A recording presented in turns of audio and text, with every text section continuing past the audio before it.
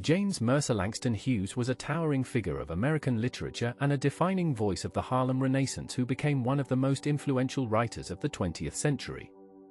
Born on February 1, 1901, in Joplin, Missouri, Hughes came from a family with a complex racial heritage and a history of activism.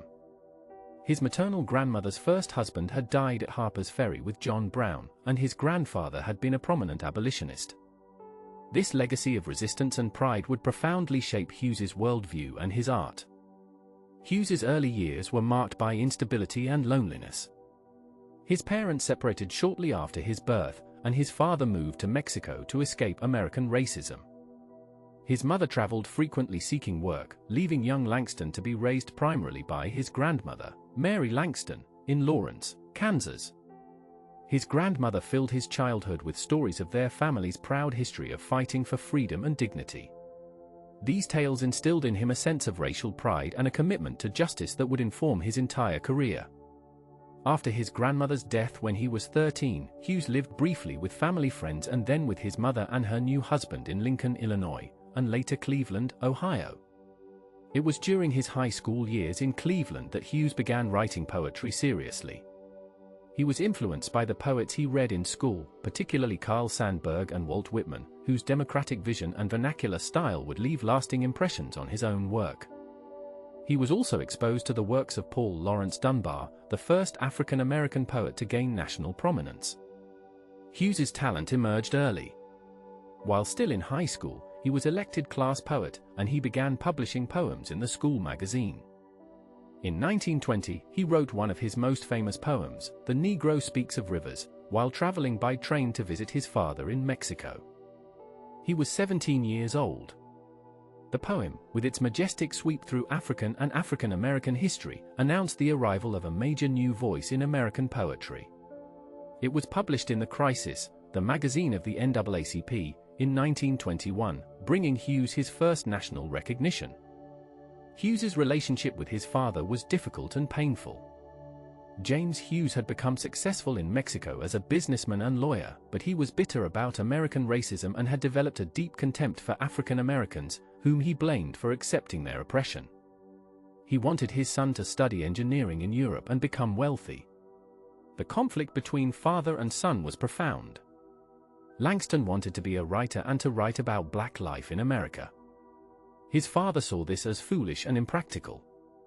The tension between them during Langston's visits to Mexico was intense and would leave psychological scars. Despite their conflicts, James Hughes agreed to pay for his son's college education if he studied something practical. In 1921, Hughes enrolled at Columbia University in New York City to study engineering, but he spent most of his time exploring Harlem, which was then experiencing an extraordinary cultural flowering. He attended theaters, clubs, and churches in Harlem, absorbing the rhythms, language, and spirit of black urban life. These experiences were far more valuable to his development as a writer than his engineering courses. After 1 year, he withdrew from Columbia, unable to reconcile his father's expectations with his own aspirations. For the next few years, Hughes worked at various jobs and traveled extensively. He worked as a delivery boy, a busboy, and a cook. In 1923, he signed on as a crew member on a merchant ship bound for Africa. He visited the west coast of Africa, an experience that was both exhilarating and disillusioning. He had hoped to find a spiritual homeland, but he was shocked by the poverty he witnessed and by the fact that Africans saw him as American rather than as one of their own. The trip taught him that his identity was fundamentally American and that his subject as a writer would be the African American experience. Hughes continued his travels, working on ships that took him to Europe. He spent time in Paris, where he worked in nightclubs and continued writing. In 1924, he was in Paris when his poem The Weary Blues won first prize in a contest sponsored by Opportunity magazine, another important journal of African American culture. This prize brought him further recognition and helped establish his reputation as a promising young poet. Returning to the United States in 1925, Hughes took a job as a busboy at a hotel in Washington, D.C. It was there that he had a fateful encounter that would change his life. The poet Vachel Lindsay was dining at the hotel, and Hughes, recognizing him, left some of his poems beside Lindsay's plate. Lindsay was impressed and read the poems at his public reading that evening, announcing that he had discovered a talented young black poet.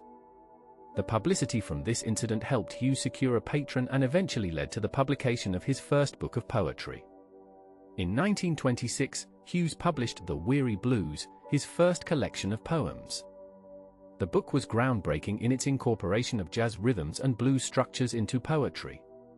Hughes was attempting something radical, to capture in written form the oral traditions, musical innovations, and vernacular speech of ordinary black Americans. He wrote about ordinary black people, working people, poor people, using their language and celebrating their culture. This was revolutionary at a time when most black writers felt pressure to present only the most respectable, educated, and refined aspects of black life to white audiences. The publication of The Weary Blues coincided with the height of the Harlem Renaissance, that extraordinary flowering of African American arts and letters in the 1920s. Hughes became a central figure in this movement, along with writers like Zora Neale Hurston, Claude McKay, Countee Cullen, and Jean Toomer. However, Hughes's approach differed from some of his contemporaries. While some Harlem Renaissance writers sought to prove black equality by demonstrating mastery of European literary forms, Hughes insisted on the validity and beauty of distinctly black forms of expression. In 1926, Hughes published an essay titled The Negro Artist and the Racial Mountain in The Nation magazine. This manifesto articulated his artistic philosophy and became one of the most important statements of the Harlem Renaissance. In it, Hughes argued that black artists should not try to imitate white artists or cater to white audiences. Instead, they should embrace their racial identity and create art from their own experiences and cultural traditions. He wrote, "We younger Negro artists who create now intend to express our individual dark-skinned selves without fear or shame." This declaration of artistic independence was bold and controversial, but it defined Hughes's career and influenced generations of black artists. Hughes enrolled at Lincoln University, a historically black college in Pennsylvania, in 1926. He thrived there, continuing to write and publish while completing his degree. In 1927, he published his second poetry collection, Fine Clothes to the Jew, which was even more daring than his first. The poems dealt frankly with poverty, prostitution, domestic violence, and other harsh realities of black working-class life. Some middle-class black critics were scandalized, accusing Hughes of pandering to white stereotypes and airing the community's dirty laundry. However, Hughes defended his work, arguing that all aspects of black life deserved artistic representation, not just the respectable parts. During his college years, Hughes was supported financially by a wealthy white patron, Charlotte Mason, who supported several Harlem Renaissance artists. However, this relationship became increasingly problematic.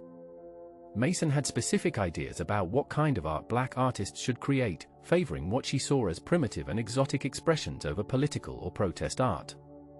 Hughes eventually broke with her in 1930, a painful rupture that left him temporarily devastated but ultimately freed him to pursue his own artistic vision without constraint.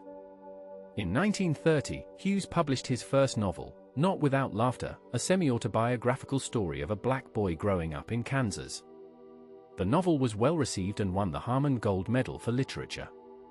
It demonstrated Hughes's versatility as a writer and his ability to work in multiple genres. Throughout the 1930s, Hughes continued to experiment with different forms, writing plays, short stories, essays, and journalism in addition to poetry. The 1930s also marked Hughes's engagement with radical politics. Like many intellectuals during the Great Depression, Hughes was drawn to leftist ideas and became sympathetic to communism. In 1932, he traveled to the Soviet Union as part of a group planning to make a film about American race relations. The film was never made, but Hughes spent a year traveling in the Soviet Union and Central Asia. He was impressed by the apparent absence of racial prejudice he encountered and wrote enthusiastically about Soviet society. These writings and associations would later cause him problems during the McCarthy era. Hughes's political poetry from the 1930s was more explicitly radical than his earlier work. Poems like Let America Be America Again and Ballad of the Landlord directly addressed economic inequality and racial injustice. He wrote for leftist publications and became involved in labor and civil rights organizing. However, Hughes never joined the Communist Party, and his commitment to radical politics was always filtered through his primary commitment to black culture and the black freedom struggle. During the 1930s and 1940s, Hughes traveled extensively, giving readings and lectures around the country and abroad. He visited Spain during the Spanish Civil War, covering the conflict for the Baltimore Afro-American newspaper and writing poems supporting the Republican side. He traveled throughout the Caribbean and Latin America, developing a Pan-African and Pan-American perspective that informed his later work. These travels also provided financial support, as Hughes lived primarily by his writing and speaking fees, a precarious existence that required constant productivity. In 1943, Hughes created one of his most enduring characters, Jesse B. Semple, known as Simple. Simple was an ordinary black working man who appeared in a series of sketches Hughes wrote for the Chicago Defender newspaper. Through Simple's conversations with a more educated narrator, Hughes explored the everyday experiences, frustrations, and wisdom of ordinary black people. The Simple stories were enormously popular and were eventually collected in several books. They demonstrated Hughes's gift for capturing black vernacular speech and his ability to address serious issues through humor and common sense. Hughes was remarkably prolific throughout his career. He published more than 50 books, including poetry collections, novels, short story collections, plays, autobiographies, histories, and children's books. He edited numerous anthologies of African American writing. He wrote lyrics for musicals and operas. He translated works by foreign writers. He wrote a long-running newspaper column. He lectured at colleges and universities. This extraordinary productivity was partly driven by financial necessity, as Hughes had to support himself entirely through his writing, but it also reflected his inexhaustible creativity and his commitment to his craft. In the late 1940s and 1950s, Hughes faced new challenges. The Cold War and the rise of McCarthyism created a hostile environment for anyone with leftist associations. In 1953, Hughes was called to testify before Senator Joseph McCarthy's committee investigating communist influence in America.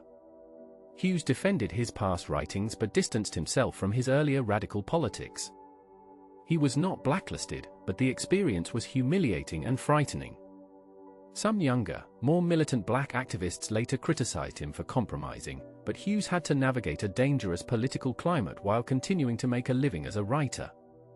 Despite the political pressures of the McCarthy era, Hughes continued to produce important work. In 1951, he published Montage of a Dream Deferred, a book-length poem sequence that captured the rhythms of bebop jazz and explored the frustrations and dreams of black Americans in the post-World War II era. The poem Harlem, which begins "What Happens to a Dream Deferred," became one of his most famous works and an anthem of the civil rights movement. The poem's powerful images of deferred dreams drying up, festering, or exploding captured the urgency of the black freedom struggle. In the 1960s, as the civil rights movement intensified, Hughes found himself in a complex position. He supported the movement and wrote poems celebrating the struggle for equality. However, some younger black activists associated with the black arts movement criticized him as too moderate and too willing to appeal to white audiences. They wanted a more explicitly revolutionary and separatist art. Hughes, now in his 60s, represented an older generation and an older approach. Yet his influence on these younger writers was profound, even when they rejected his integrationist politics. His insistence on the validity of black vernacular culture and his celebration of ordinary black people had paved the way for their more militant expressions. Throughout his life, Hughes maintained a carefully guarded private life. He never married and had no children. There has been much speculation about his sexuality, with many scholars believing he was gay or bisexual, though he never publicly addressed the matter. In an era when homosexuality was not only taboo but illegal, and when black masculinity was already under assault from racist stereotypes, Hughes had strong reasons to keep his personal life private. His poetry occasionally hints at same-sex desire, but always obliquely. His closest relationships seem to have been deep friendships with both men and women, and he maintained a wide circle of friends and correspondents throughout his life. Hughes was generous with younger writers, offering encouragement, advice, and practical help. He mentored many emerging black writers and helped them get published. He used his position and reputation to open doors for others. He served on committees and boards of literary organizations. He worked to create opportunities for Black artists and to preserve and promote Black cultural traditions. This generosity and commitment to community distinguished him throughout his career. In his later years, Hughes settled in Harlem, where he lived in a brownstone on East 127th Street. He continued writing and remained active in literary and cultural circles. He was recognized as an elder statesman of American letters, though he never received the kind of major awards and honors that his contributions deserved. He was passed over for a Pulitzer Prize, though many felt his work merited one. This neglect reflected the continuing marginalization of Black writers in the American literary establishment, despite their achievements. On May 22, 1967, Langston Hughes died in New York City following complications from abdominal surgery. He was 65 years old. His funeral was held at the Benter Funeral Home in Harlem, and his ashes were interred beneath the floor of the Arthur Schomburg Center for Research in Black Culture in Harlem. The spot is marked with a cosmogram, an African symbol, and the words from his poem The Negro Speaks of Rivers, My soul has grown deep like the rivers. It was a fitting memorial for a writer who had devoted his life to celebrating the depth and beauty of Black culture. Hughes's legacy is immense and multifaceted. He was one of the first American writers to make Black culture and the Black experience central to his work, not as exotic subject matter but as the foundation of his artistic vision. He insisted that the lives of ordinary Black people, their language, their music, their struggles and joys, were worthy subjects for serious art. This seems obvious now, but it was revolutionary in his time, and Hughes fought for this principle throughout his career, often in the face of criticism from both white and Black critics who wanted him to be something other than what he was. Hughes's influence on subsequent generations of writers has been profound. The Black arts movement of the 1960s and 1970s, despite some members' criticisms of him, built on the foundation he laid. Contemporary African American writers, from Maya Angelou to Rita Dove to contemporary hip-hop artists, acknowledge their debt to Hughes. His incorporation of jazz and blues into poetry anticipated rap and spoken word poetry. His celebration of Black vernacular speech legitimized the use of Black English in literature. His insistence on the political dimension of art while maintaining its aesthetic integrity created a model for engaged art that remains vital. Beyond his influence on Black writers, Hughes affected American literature more broadly. His experiments with form, his use of vernacular speech, his incorporation of musical elements into poetry expanded the possibilities of American verse. His work demonstrated that American literature needed to include Black voices and perspectives to be truly American. He helped create a more inclusive and democratic American literary tradition. Hughes was a complex figure who defied simple categorization. He was a radical who loved America. He was a race man who reached across racial boundaries. He was a serious artist who wrote accessible poetry. He was a lonely man who created community through his art. He was proud and sometimes prickly, yet generous and encouraging to others. He lived through enormous changes in American society, from the Jim Crow era through the Civil Rights Movement, and his work documented and shaped those changes. Perhaps Hughes's greatest achievement was his creation of a body of work that spoke to and for ordinary Black Americans while also achieving lasting artistic value. He proved that these goals were not contradictory, that art rooted in a specific community and culture could have universal resonance. His poems about Harlem, about the blues, about dreams deferred speak to fundamental human experiences of hope, disappointment, resilience, and joy. They remain as powerful today as when they were written. Langston Hughes devoted his life to his art and to his people. He lived modestly, worked constantly, and never compromised his fundamental vision of what his writing should be and whom it should serve. He faced criticism, poverty, political persecution, and the everyday indignities of racism, yet he continued to create, to celebrate, to protest, and to dream. His life and work embody the resilience and creativity of the African American experience, and his legacy continues to inspire and influence writers and readers around the world. In the end, Langston Hughes achieved what he set out to do. He expressed his individual dark-skinned self without fear or shame, and in doing so, he helped change American literature and American culture forever.